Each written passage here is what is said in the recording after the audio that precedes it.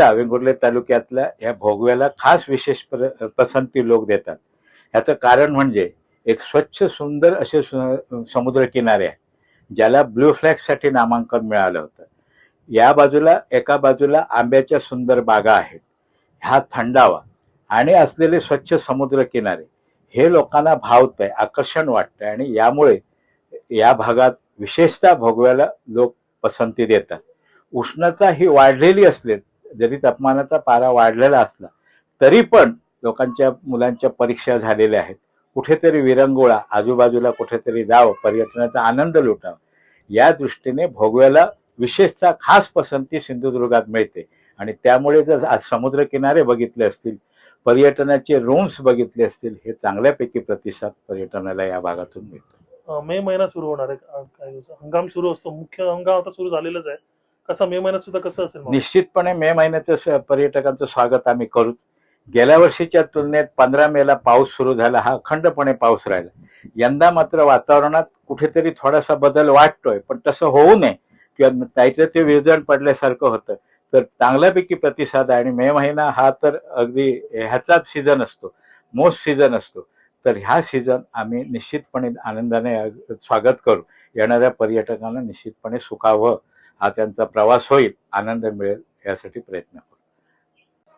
So आम्ही आता 3 दिवस झाले राहतोय इकडे. इथलं वातावरण खूप आल्हाददायक आहे. आजूबाजूला यांच्या स्वतःच्या बागा आहेत, त्याच्यामुळे तापमान कितीही जरी वाढलं असेल, उन्हाळा आहे तरी पण इथे खूप थंड हवा चालते, त्याच्यामुळे जास्त गरमीचा त्रास होत नाही. रिसॉर्टच्या इथून एक अर्धा टेकडीचा अंतर तुम्ही जर पार करून पुढे गेले चालत, तर तुम्हाला सरळ प्रायव्हेट बीचचा ऍक्सेस आहे. त्याच्यामुळे इथे अजून मजा येते. बाकीचे जास्त लोक बीचवर नसल्यामुळे तुम्हाला खेळायला, पाण्यात खेळायला मजा येते. पाणी खूप स्वच्छ आहे, त्याच्यामुळे तो पण प्रॉब्लेम नाही. तुम्हाला खूप मजा येईल इकडे आल्यानंतर. इथून एक सुंदर असा व्ह्यू पण मिळतो, जिथे नदी, कार्ली नदी आणि समुद्राचा संगम आहे. त्याच्यामुळे तुम्ही जर तारकर्ली आणि देवबागच्या पुढे आलात तर जो एंड आहे त्याचा, तो इथून खूप छान दिसतो. आणि जेवायला खूप उत्तम सोय आहे. चविष्ट जेवण आहे. व्हेज असेल, नॉनव्हेज असेल, मासे वगैरे खूप चांगले ऑप्शन्स आहेत त्यांच्याकडे. त्याच्यामुळे ते तुम्ही खूप एन्जॉय करू शकता. आणि आय वुड सजेस्ट की बऱ्याच लोकांनी इकडे येऊन या सगळ्या गोष्टीचा, या सगळ्या वातावरणाचा आनंद घ्यावा. तुम्हाला खूप जास्त मजा येईल. पहिलं मी सांगेन की मी सचिन तेंडुलकर यांचं जे एक बाईट होता इंस्टाग्रामवर, की ते पण त्यांच्या 50व्या वाढदिवसाला भोगवे बीचच्या कोको म्हणून काहीतरी हॉटेल आहे, रिसॉर्ट, तिथे आले होते. म्हणून मी त्या अनुषंगाने शोधत होतो, तर मला लीलाज बांबू हाऊस हे सापडलं. अतिशय सुंदर जागा आहे. भरपूर आंब्याची बाग आहे मोठी.